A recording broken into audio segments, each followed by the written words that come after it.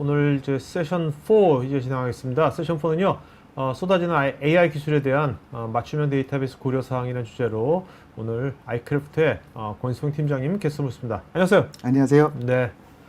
자, 오늘 권팀장님 발표 20분 발표 딱 들으면 네. 정말 쏟아지는 AI 기술에 대해서 맞춤형 데이터베이스 이렇게 하겠다 딱 나오는 겁니까? 각이 나오는 겁니까? 답은 당연히 안 나오죠.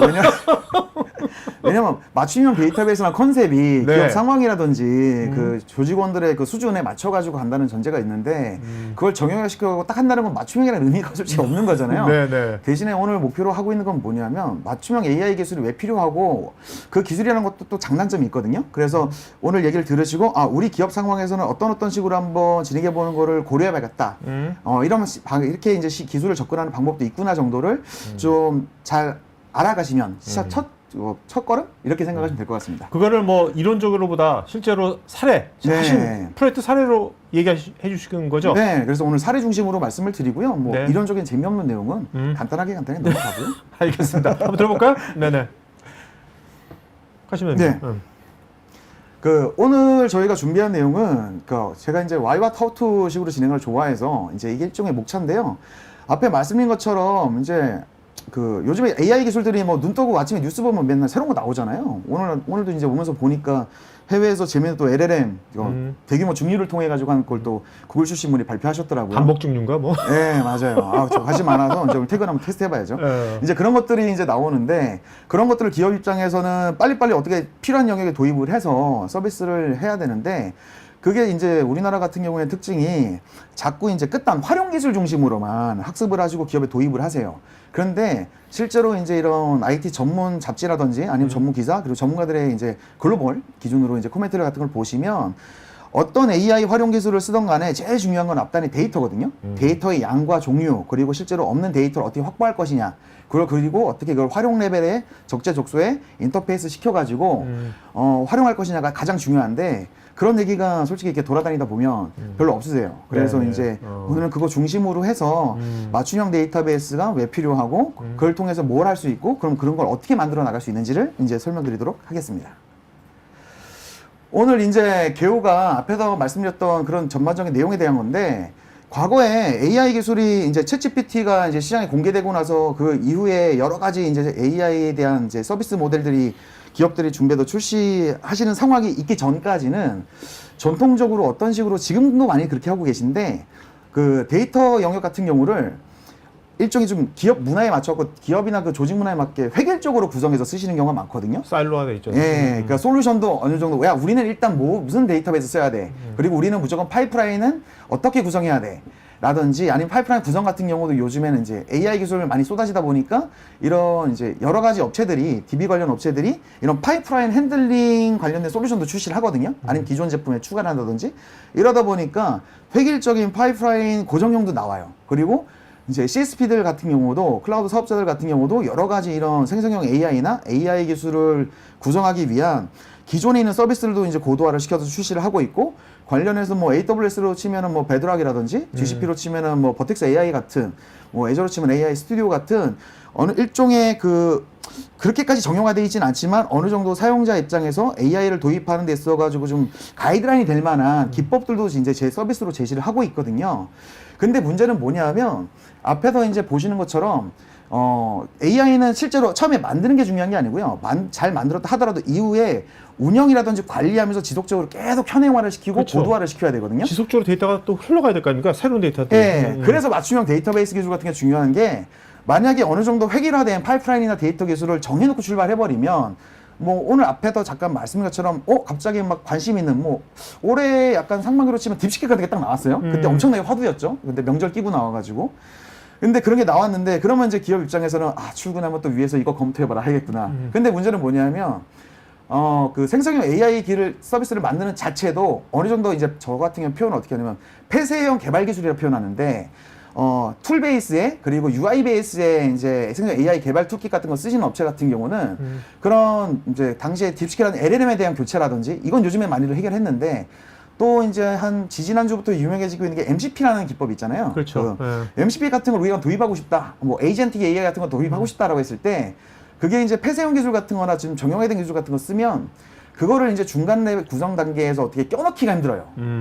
그걸 껴넣는가 하더라도 전체적인 내부나 외부의 파이프라인을 조절을 해야 되는데 거기에 대해서 하나를 좀 이제 리팩토링 수준으로 되지 않을까라고 접근했을 때는 대부분 이 아키텍처링까지 가야 돼요. 근데 그걸 어느 정도 한다고 하더라도 어떤 경우에서 이제 문제가 되냐면 생성형 AI 서비스 같은 걸 기준으로 하면 절대적으로 소비자가 성능을 핸들링하기 어려운 구간이 있습니다. 대표적으로 그 LLM 부분. 예를 들면 우리 회사가 쓰는 AI 서비스 모델의 베이스 LLM이 뭐 챗GPT다 또는 제미나이다라고 아니면 뭐 이렇게 이제 사스형 이제 LLM 모델 같은 걸 쓰시게 되면 그거는 이제 해당되는 사업자가 내가 계약한 모델에 따라 가지고 제공하는 성능에 국한이 되어 있지 않습니까? RAG 같은 경우도 마찬가지인데 RAG 같은 경우도 기업 입장에서 RAG를 위한 벡터 데이터베이스 관련 기술이라든지 거기 백단에 있는 웨어하우스나 마트 기술을 어떻게 유연하고 확장성 있게 만들어내냐에 따라 가지고 RAG 영역도 어느 정도 자유도가 있게끔 더 쪼개내서 인터페이스 걸고 해야 되는데 저 같은 경우는 여러 프로젝트를 하면서 이제 느끼는 게 고도화를 많이 해드리고 있는데 요즘에 그런 그 파이프라인 자체나 사용하는 백단의 데이터 기술들이 되게 획일적으로 쓰시다 보니까 그거를 거기에 맞춰가지고 리아키텍처링을 하는 과정에서 전반적인 형태의 어플리케이션까지도 다 교체를 하거나 아니면 그걸 이용하기 위한 서비스 자체를 바꿔야 된다거나 이런 식의 좀 폐쇄성에 의한 이슈들이 있습니다. 그러니까 데이터베이스 레이어하고 애플리케이션 레이어가 네. 완전히 분리된 게 아니라 네. 막 이렇게 엮여 있는 거네요. 이렇게. 그렇죠. 뭐 유연하지가 않는 거네 한마디로. 그렇죠. 그래서 실제 사례로 이제 말씀을 드리면 오늘 두 가지 사례를 말씀드릴 건데요. 첫 번째 사례 같은 경우가 어떻게 보면 오늘 컨셉이 제일 맞는다고 보는데 그 저희가 이제 그 스마트 팩토리나 로보틱스의 전문 회사인 엑시스 소프트웨어 엔지니어링 회사랑 같이 이제 여러 가지를 하다가 가장 사례로 좋은 게 국내 이제 A사 같은 경우는 대기업인데 거기 이제 물류센터를 2017년도에 그 스마트 팩토리를 도입하려고 하는 니즈가 있었습니다. 근데 그 스마트 팩토리를 하려고 할 때 가장 큰 몇 가지 이제 최우선 요구사항이 있었어요. 첫 번째는 뭐냐 하면 온프렘에서 돌려야 된다. 왜냐하면 물류센터에 스마트 팩토리를 돌려야 되다 보니까 이게 만약에 순수하게 퍼블릭 클라우드 기준으로 돌려버리면 네트워크 장비 같은 게 이슈가 돼서 인터넷망이 끊어지면 레이턴시. 공장이 그냥 멈춰버리잖아요. 그렇죠. 뭐 레이턴시도 이제 후순위가 되는데 솔직히 레이턴시는 뭐 고객사에서 뭐 다이렉트 커넥트 같은 거 이제 직렬 연결할 수만 있으면 돈만 있으시면 뭐 되긴 하는데 이제 그 고객 입장에서는 어느 자기 물류센터가 지금 전국에 수십 개가 있으신데 만약 잘 됐을 경우에 그거를 또 여러 가지 공장의 규모에 상관없이 온프렘 기준으로 확산도 시키고 조절하고 싶다는 니즈가 첫 번째가 있으셨고 두 번째는 뭐냐면 그렇다고 해서 퍼블릭 클라우드를 안 쓸 거냐 쓰고자 하세요. 왜냐하면 온프렘 기준에서는 장비 같은 걸 넣는다고 했을 때 그 각 물류센터나 기업에서의 예산이 정해져 있지 않습니까? 그렇다고 해서 개발계나 테스트 장비라든지 이거를 다 이제 온프렘에 그걸 다 감안해서 넣을 수도 없고 두 번째는 어떤 게 있냐면 나중에 그 스마트 팩토리 자체도 당시 기술에서는 만약에 100가지 시장의 기술이 나와 있는데 50가지만 구현 가능하다라고 했을 때 이후에 계속 그걸 늘려가고 싶을 거잖아요. 잘 됐다고 치면. 그리고 이후에는 그 스마트 팩토리를 통해서 쌓여지는 여러 데이터를 분석도 하고 싶어 했어요. 그 다음에 생산성 향상이라는 이걸 하고 싶었는데 그런 거에 대해서 그걸까지 감안한 온프렘 장비를 도입하실 수가 없지 않았습니까? 그래서 그쪽에서 원하는 두 번째 요구사항이 뭐냐 하면 퍼블릭 클라우드하고도 같이 조합을 해서 나중에 그런 개발이나 테스트나 확장 기능에 대한 구현이나 최악의 경우 만약에 물리 서버 쪽에서 트래픽이 너무 많이 물려가지고 추가적인 리소스가 필요할 때 퍼블릭 클라우드 그 어떤 퍼블릭 클라우드가 되더라도 인터페이스 걸어가지고 성능 확장 효과까지 볼 수 있는 걸 원하시는 거예요. 그러다 보니까 그때 진정하게 필요했던 게 뭐냐면 그래서 제가 이제 고객사에 이제 제안해 드렸던 건 뭐냐면 그러면 DBMS라든지 뭐 다른 그 개발 기술이나 이거를 고객사에서 지정인 게 있으면 그거 다 머릿속에 지우시고 저희 쪽에서 리딩하는 거 관련해서 저희가 그래도 독고다이로 안 나갈 테니까 속된 말로 같이 의논하면서 나중에 내재화에 대한 지원도 해드릴 테니까 한번 맞춰가면서 하시는 방법이 없겠냐라고 했고 거기에 대해 가지고 저희가 가장 신경 썼던 부분이 첫 번째 그러니까 총 세 가지가 있는데 가장 중요하게 봤던 건 무종속성이에요. 네. 왜냐하면 앞에도 말씀드린 것처럼 온프렘에서도 돌릴 수 있어야 되고 그게 어떤 클라우드를 가든지 돌릴 수 있어야 되거든요. 그리고 두 번째는 유연성이에요. 그러니까 어떤 기술들이 나중에 새롭게 도입되거나 이거는 쓸 것 같았는데 이건 좀 불편해 라고 해서 빠진다거나 수정이 가해진다거나 그리고 당시에는 데브옵스라든지 데이터옵스 영역 같은 것도 하고 싶었는데 기간상의 문제로 데브옵스 정도 내놓고 데이터옵스 못했거든요. 그런 게 이제 들어온다고 하더라도 그것들이 이제 어느 정도 내재화 가능하고 너무 복잡하게 다 오픈소스 베이스로 너무 가버리면 이거 내부에서 운영을 못 하시잖아요. 네네. 그래서 어느 정도 상용 솔루션 또는 클라우드 CSP 사업 중에 그 서비스 중에 온프렘에도 적용할 만한 게 컨버팅에 쓸 수 있는 게 있으면 그렇게 가보자. 세 번째가 이제 마지막으로 확장성이죠. 앞에서 말씀드린 것처럼 온프렘 쪽에서 부하가 많이 발생할 때 그 온프렘 리소스만으로 해결 안 된다고 했을 때 그거를 이제 어떤 퍼블릭 클라우드로 연결을 해가지고 인터페이스 걸어가지고 돌릴 수 있게 하겠다라는 게 이제 가장 모토여서 해가지고요. 그래도 이제 궁극적으로 거기는 어떻게 만들었냐면 일단은 거기서 이제 개발계랑 테스트계 같은 경우에는 당시에는 이제 구글 클라우드로 만들었습니다. 구글 클라우드로 만들었고 다 MSA, 마이크로 서비스 아키텍처랑 클라우드 네이티브 기법으로 다 설계를 해드렸고 그래서 거기서는 이제 그 구글 클라우드에서 그 개발계나 테스트계 같은 경우는 GK라고 하는 구글 커머스 서비스로 했고 온프렘 영역에서는 그 온프렘도 순수 온프렘을 안 했어요. 그때 당시에 그 애저 스택이라고 하는 네네네. 그 마이크로소프트의 그 프라이빗 클라우드 서비스가 있었는데 당시 베타 버전이었고 그 베타 버전 같은 거 제가 그냥 학습 열심히 해가지고 그거를 이제 그 한국 HP랑 같이 해서 약간 좋은 테스트 사례로 해가지고 거기에 있는 그 프라이빗 클라우드 버전으로 해서 테스트를 했고 저희 그때 당시 제가 있었던 회사 자체적으로는 AWS 다른 거에서 그 쿠버네티스 컨테이너로 올라가는 서비스들이 제대로 돌아가는지 검증 다 했고요. 그 다음에 데이터베이스 영역 같은 경우에는 기본적으로 저희가 그 RDBMS 같은 경우는 두 가지를 선정해서 했고요. 그 MySQL과 이제 포스트그레스를 했는데 무종속성을 떼어야 되기 때문에 MySQL은 마리아DB로 진행을 했고요. 포스트그레스 같은 경우에는 그냥 포스트그레스로 했는데 여기서 또 이 두 가지를 선택한 이유는 모든 클라우드 유명한 그 사업자마다 파스 서비스로 마리아랑 그러니까 MySQL하고 포스트그레스 다 지원을 했어요.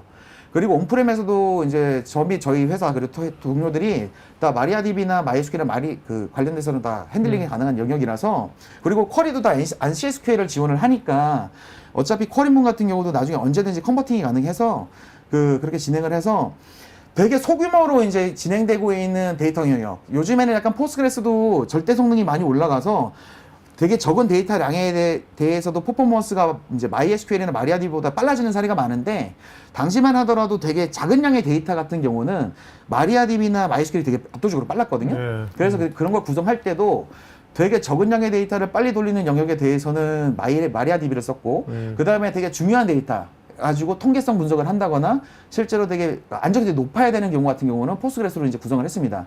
그 다음에 이제 DW나 DM 같은 데이터 마트 영역 같은 경우에는 일단은 고객사랑 상의를 해봤는데 온프렘에다가 하드블 놓고 싶었는데 하드블 놓고 싶지는 않아 하셨고 고성능의 비정형 처리 시스템을 필요로 하셔갖고 제가 이제 몽고DB 설계해드렸고 몽고DB로 이제 구성을 해드렸고 몽고DB를 플러스로 캐시 영역은 레디스로 처리를 하게 만들었고요.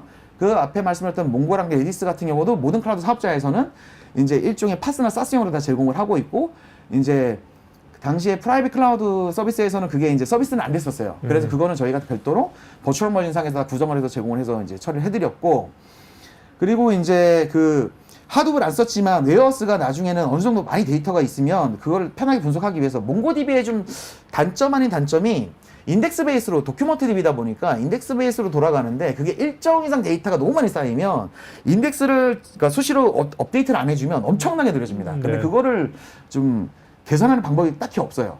아무리 할 수 있는 방법은 있는데 현실적으로 불가능한 게 그거 업데이트하는 동안에 데이터를 못 쓰니까 업데이트하거나 이렇게 인서트하는 데 제약이 많이 걸리니까 그래서 이제 제대로 된 DW는 당시에 구글 클라우드에 있는 이제 빅쿼리라는 걸 전제로 했고 그 빅쿼리를 하는 걸 나중에 온프렘에 내릴 때는 저희가 이제 하드 베이스로 요즘에는 이제 트리노를 많이 쓰는데 저희도 트리노 쓰는데 트리노 베이스로 이제 가는 거 전제로 이제 작업을 했었고요.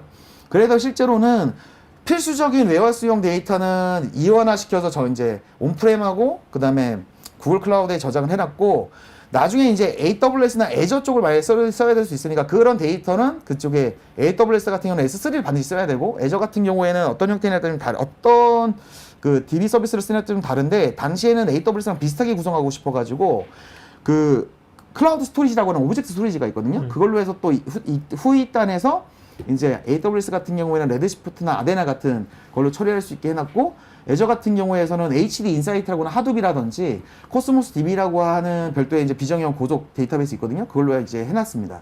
그런 식으로 이제 만들어놨고 파이프라인 자체도 인터페이스를 어플리케이션 레이어에서 이제 좀 편하게 액세스할 수 있게 그 데이터 영역하고 어플리케이션 레벨 사이에 따로 프록시 같은 처리를 해놨어요. 그래갖고 개발자들이 야 우리 데이터 영역의 복잡도가 너무 높으니까 개발하다가 또는 유지보수하다가 이제 우리가 집에 못 가겠다 이러시면 안 되잖아요. 거기에 대해서 저희가 이제 어느 정도 거버넌스 잡아드리면서 사용 방법이나 거기에 대한 이제 프록시 같은 세팅을 해놔가지고 직접적으로 데이터 영역을 다이렉트 억세스 한다기보다는 그 프록시 통해서 들어갈 수 있게 일종의 API 게이트웨이 같은 효과를 주게 만들어 놨고요. 이런 걸 통해서 만들다 보니까 처음에 이제 스마트 팩토리로 출발해서 그 이후에 새로운 기능들이 추가되거나 이제 개편됐을 때도 다 반영할 수 있게 지금도 쓰고 있고요. 그 다음에 이후에 2021년부터 2022년에 그 특정 물류센터에다가 이제 물류처리 시스템이라고 하는 게 추가가 됐어요. 원하셔가지고. 그래서 그거를 얹을 때도 기존의 데이터 플랫폼 그 자체에다가 만들어낸 파이프라인에다가 그대로 얹었어요.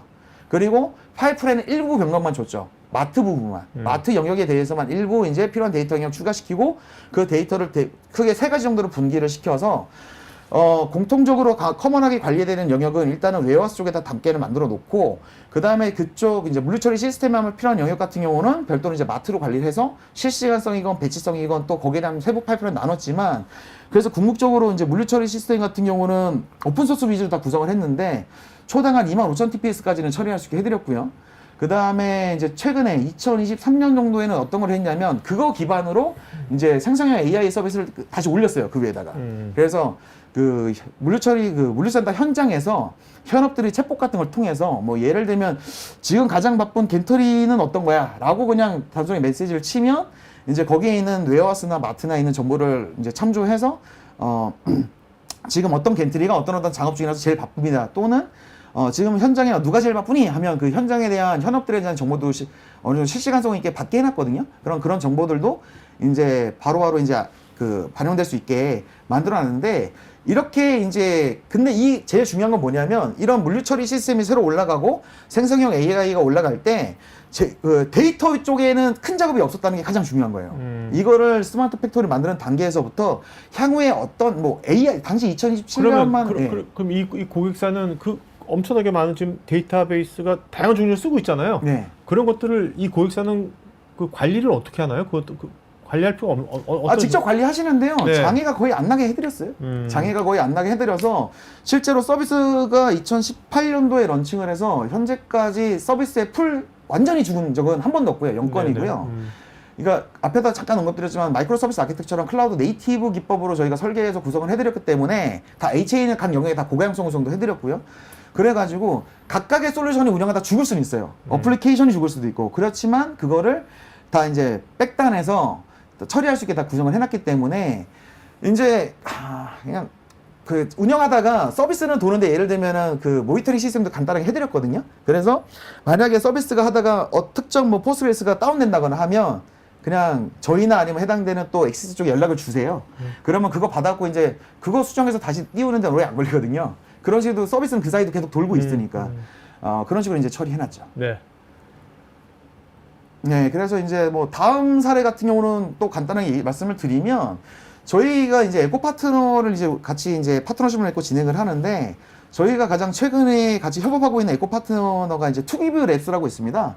거기는 이제 퍼블릭하고 온프렘 쪽으로 퍼블릭 영역에서는 이제 불특정 다수를 상대로 한 되게 많은 그 AI 에이전틱 기술을 이용해서 MCP라든지 이런 걸 이용해가지고 예를 들면 뭐 재무 처리 시스템이나 재무 분석 시스템, 그 다음에 뭐 GA 데이터 분석 시스템, 구글 어널리틱스 분석 시스템 뭐 이런 것들을 고객사에 있는 리얼 데이터랑 인터페이스 걸어가지고 바로 이제 실시간 RAG 할 수 있게 하는 서비스를 이제 저희랑 같이 설계 같은 거 해가지고 지금 런칭 준비하고 계신데 그리고 실시간 RAG? 네. 앞에 말씀드렸던 그 A사 같은 거 다 실시간으로 네, 하고 있고 지금 여기 같은 경우도 마찬가지로 실시간으로 이제 어댑팅 시켜서 하는 거 하고 있고 온프렘 영역에서는 그런 컨셉을 원하시는 이제 특정 고객사가 있으시다면 저희랑 같이 들어가서 그걸 특정 고객사에 맞춘 이제 커스텀 AI 에이전틱을 포함해서 데이터 플랫폼 구성부터 다 이제 서비스 구현까지 해드리는 서비스를 지금 저희가 이제 저희 단에서 런칭을 했고 그 업체는 이제 지금 이제 퍼블릭 모델 이제 서비스 상품을 지금 이제 마무리하는 단계에 있습니다.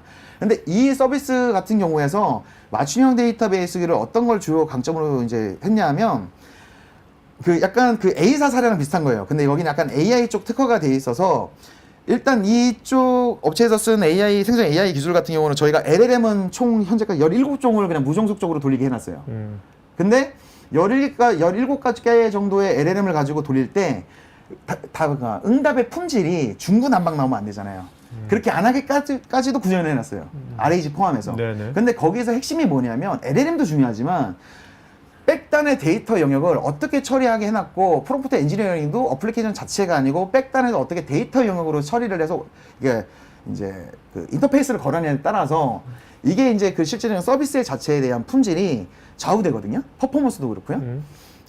그래서 그렇게 만들어 놓음으로 인해 가지고 우측에 보시는 것처럼 AI 모델을 어떤 걸 쓰든지 거기는 바로 가능하게 이제 처리가 돼요. 그래서 뭐 지난주 같은 경우에도 일요일인가 그 라마4가 나왔잖아요. 라마4가 나오면 저희가 이제 뭐 올라마라든지 아니면 뭐 테스트한다고 해서 뭐 허깅 페이스 쪽으로 그 트랜스포머 써가지고 이제 서비스 하면 거기에 붙이면 잘 돌아요. 잘 돌고 이제 요번에 그 잠깐 새로 나온 오늘 아침에 이제 출근하다 본 그런 LLM 같은 경우도 저희가 안에 올릴 수 있는 환경 만들 수 있으면 그것도 바로 이제 돌릴 수 있겠죠. 그리고 이제 뭐 궁극적으로 그 해당 업체의 어플리케이션 같은 경우는 메인 챗봇의 LLM과 그 다음에 그 RAG용 각각의 RAG용 LLM과 그 다음에 에이전트별로 LLM 다 다르게 쓸 수도 있어요. 용도별로. 그래서 뭐 예를 들면은 메인 챗봇 LLM은 챗 GPT를 쓰고 그 다음에 그 에이전틱 AI를 위한 LLM용 같은 경우는 저희가 지금 젠마 2 쓰고 있거든요. 젠마 2랑 젠마 3 쓰고 있고 그 다음에 RAG를 위한 거는 그때그때 다른 거를 원하는 대로 왜냐하면 그게 또 어떤 거를 추론 모델이 필요한 LLM이 있고 그 상황에 따라 달라가지고 다 이렇게 선택형으로 쓰게 해놨고요. 이것도 제일 중요한 게 무종속적으로 구성을 데이터 플랫폼 영역부터 어플리케이션 영역까지를 맞춰서 해놨기 때문에 인프라나 플랫폼, 그러니까 플랫폼이라 치면은 뭐 특정 CSP 이런 거 안 가려요. 이런 게 안 가리게 해놨고 이게 이제 또 이런 무종속적으로 해놨기 때문에 새로운 기술이 막 출시가 되더라도 다 붙일 수 있다는 이런 장점들이 있습니다. 그래서 이것들은 이제 앞선 예보만큼 길게 설명할 필요는 없어요. 왜냐면 같이 공통되는 부분이 많아서. 그래서 이제 Q&A까지 한 4분 남았는데 간략하게 이런 것들에 대해서 이제 약간 서머리를 해드리면 맞춤형 데이터베이스라는 거는 기존에 전통적으로 기업 입장에서 어느 정도의 데이터 이용에 대한 파이프라인을 좀 맞춰 이렇게 정해놓고 또는 데이터베이스 솔루션이나 관련된 데이터 스토리지에 대한 기술을 정해놓고 진행했을 때는 새로운 기술을 막 도입한다거나 새로운 기술에 대해서 만약에 비즈니스 요구사항이 계속 바뀐다고 했을 때 능동적으로 어플리케이션 레벨은 바꿀 수 있지만 데이터 영역에 대해서 성능적인 부분이라든지 사용에 있어서 제약을 많이 받을 수 있기 때문에 그거에 대한 이제 대응 기술이라고 좀 생각하시면 좋을 것 같고요. 그렇다고 해서 상용이라든지 그 CSP에서 제공하는 서비스들이 무조건 안 좋은 게 아니거든요. 저희도 많이 권장을 해드려요. 어떨 경우가 대표적으로 좋냐 하면 이제 그냥 쉽게 말씀드려서 그쪽에서는 야, 이렇게 쓰세요 라고 가이드라인도 되게 쉽고 UI도 되게 편하고 세팅도 편하고 일단은 뭐 우리 회사는 그렇게만이라도 쓰면 돼 라고는 조직에서는 그렇게 하는 게 제일 좋죠. 비즈니스 타임이라는 것도 되게 중요하니까 TPO라는 게 있다 보니까 뭐 아무리 좋은 기술이라도 예를 들면 우리는 6개월 안에 출시해야 되는데 좋은 기술 쓰면 한 1년 걸려 라고 그렇죠. 하면 의미 없잖아요. 그럴 때는 상용 기술 쓰는 게 좋죠. 그런데 이제 또 이제 그거에서 극단적으로 반대로 나가면 순수 오픈소스로만 또 원하시는 분들도 있어요. 그러면 오픈소스로 갔을 때는 무종속적이고 유연하고 확장 가능한 거 이런 거 되게 다 좋지만 말은 좋죠. 근데 제일 힘든 거는 일단 러닝 커브가 너무 크잖아요. 그러니까 현업이 일단 되게 싫어하시죠. 저거 언제 우리 애가 내 현업 기본 업무도 많은데 저거 언제 포스트그레스 나오면 또 새 버전 나오면 위에서 혹시라도 야 버전 업그레이드 해라 라든지 또 예를 들면 뭐 하둡을 쓴다 그러면 하둡에서 필요한 에코만 해도 한 수십 가지가 돼요. 그거 언제 다 맞춰서 하지? 이런 고민 많으시거든요. 그러다 보니까 누군가는 오픈소스 되게 좋아해줘야 하지만 현실하고 또 안 맞을 수도 있는 거죠. 그런데 그렇다고 이제 맞춤형 데이터베이스라는 게 그래서 이제 나오는 건데 이것도 마찬가지로 장단점이 있는 거죠. 이거의 장단점 뭐냐면 만약에 맞춤형 데이터베이스 오늘 제 얘기를 들으시고 와 우리도 한번 저렇게 해볼까라고 해서 직접 하시려 그러면 관련 기술 다 하셔야 돼요, 솔직히. 모든 CSP의 주요 이제 파스나 사스 모델 그리고 마켓플레이스 상품 대부분을 다 하셔야 되고 그다음에 오픈소스나 상용 솔루션 대부분 기술 다 하셔야 돼요. 왜 그래야 되냐면 그래야지 내가 특정 우리 회사에 있는 기획물을 만들어낼 때 어떤 게 여기에 이 구간에 맞을까라고 아는 만큼 고려할 수 있거든요. 그게 좀 제일 힘든 점이고 그걸 고려해서 한다고 하더라도 그거 테스트하고 직접 뭐 하는 데 있어가 검증하는데 시간이 너무 오래 걸리거든요. 이게 어떻게 보면 좀 단점이에요. 근데 장점 같은 경우에는 저희 같은 업체랑 같이 저희는 전문 업체니까 저희 같은 업체를 하든지 아니면 내재화해서 하셨을 때 그런 맞춤형 데이터베이스를 만들었으면 앞에 사례처럼 그런 식으로 기업 입장에서는 경쟁력 있게 자기들만의 그런 서비스를 TPO에 항상 맞추면서 출시하실 수 있거든요. 그러니까 뭔가 애플리케이션이라든지 새로운 LLM이라든지 어떤 그런 것들을 언제든지 네네. 유연하게 쓸 수 있다. 그렇죠. 그래서 그걸 이제 요약 정리를 하면은 최적화된 데이터 이용 체계도 만드실 수 있고 IT 서비스 간 영향도도 최소화시킬 수 있는 거예요. 뭐 그리고 신기술 도입 용이성도 확보하실 수 있고 기술 경쟁도 확보할 수 있는데 이 장표에도 잠깐은 제가 한 15초 정도 이상만 조금만 쓰면 IT 서비스 간 영향도 최소화라는 게 무슨 말씀이냐면 전통적으로는 데이터베이스를 코어 데이터베이스를 놓고 이거를 뭐 예를 들면 오라클로 치면은 뷰 테이블을 만들어 놓고 리드에 집중을 시킨다든지 리드 리플리크를 만들어 놓고 쓴다든지 이런 식으로 해서 IT 서비스 간 영향도 최소화한다고 말을 많이 하는데 최근에도 그런 말 많이 하거든요. 이거를 이제 중앙 집중시라고 저는 표현을 하고 실제로는 새로운 기술이나 이런 걸 맞출 때는 이런 사일로화된 거를 탈피하셔야 되거든요. 탈피하기 위해서도 맞춤형 데이터베이스 기술들을 여러 가지를 접목해서 아니면 그중에 몇 개 선정해서 하는 것들을 권장을 드립니다. 그래서 이 장표 같은 경우는 나중에 발표지를 받아서 그냥 한번 가볍게 한번 네네. 읽어보세요. 그런데 그 맞춤형 데이터베이스를 갖추는 방법 앞에서 잠깐 언급을 드렸지만 저희 회사 같은 경우는 이런 서비스를 데이터 소나라고 이제 상표 등록을 했고 이런 맞춤형 데이터 플랫폼 구축 서비스를 해드리고 있어요. 그래서 저희 같은 경우도 이제 수많은 오픈소스 및 저희가 이제 상용 솔루션이나 CSP에 있는 상품들을 가지고 고객사의 이제 프리 어세스먼트나 컨설팅을 통해 가지고 고객한테 최적화된 이제 맞춤형 데이터베이스 시스템을 만들어드려요. 플랫폼 형태를. 예. 그런데 이제 그걸 이용해서 앞에서 말씀드렸던 그런 이제 활용 레벨의 장점들을 누리실 수 있고요. 그것들은 이제 저희 같은 경우는 아이크래프트는 이런 데이터 소나라는 상품을 여러 가지 또 세부 상품으로 또 구현을 해놨어요. 예를 들면 뭐 기존에 우리 이제 고객사나 기업에서 우리가 전통적인 방법을 이렇게 쓰고 있는데 이게 잘하고 있는 건가요 아닌 건가요 하고 이제 컨설팅 같은 거 진단 요청하셔도 되고 아니면은 기존에 그런 오픈소스 같은 걸 일부 내재적으로 쓰고 계시는데 이런 거에 대해서 별도의 뭐 레벨 1 수준의 지원 같은 걸 받고 싶다 하시면 이것만으로도 가능하시고 아니면 전체적으로 우리가 어떤 특정 어플리케이션이나 비즈니스 서비스 모델을 만들기 위해서 서비스를 하기 위해서 데이터 플랫폼이나 AI용 데이터 영역을 만들고 싶다 하시면 저희가 SI도 다 가능하거든요. 이제 그런 서비스를 다 이제 제공하는 걸 하고 있습니다. 그러니까 한마디로 기업이 뭔가 하려고 그럴 때 이제 애플리케이션 레이어하고 네. 이 데이터 레이어를 완전히 좀 분리시켜준다. 네, 분리도 시켜드릴 수 있고 연계도 시켜드릴 수 있고 이제 다 맞춰서 저희가 가이드부터 이제 구성까지 다 해드릴 수 있다는 게 장점이고요. 그렇게 하는 걸 또 권장을 드려요. 네. 네. 아무래도 요즘 이제 계속 새로운 기술들이 특히 AI 쪽에서는 계속 나오니까 네. 그런 것들을 뭔가 도입할 때 네.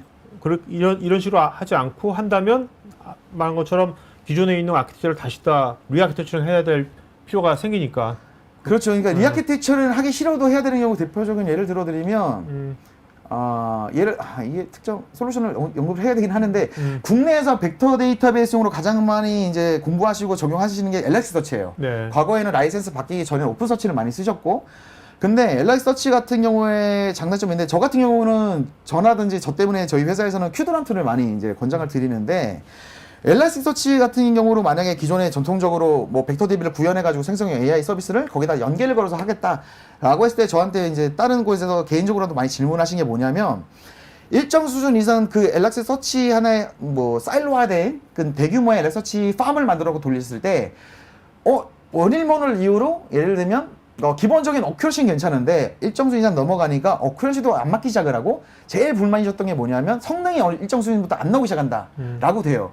그러면 그 엘렉서치 자체를 클러스터를 여러 개로 분산을 시키거나 이런 식의 작업을 해야 되거든요. 이것도 어떻게 보면 되게 소규모의 이제 리아키텍처링이고 그럼 거기에 대해서 극단적으로 특정 영역, RAG 영역에 대해서만 별도의 최적화된 뭐 벡터 DB라든지 DB 기술을 써야 될 수도 있어요. 예를 들면 숨겨진 패턴을 찾기 위해서 그래프 DB를 접목을 시켜야 된다거나 그 그래프 DB에서 나온 데이터를 가지고 RAG를 위해서 별도로 벡터화 시켜서 붙여야 된다거나 그 파이프라인 변화를 줘야 될 경우가 많이 생기거든요.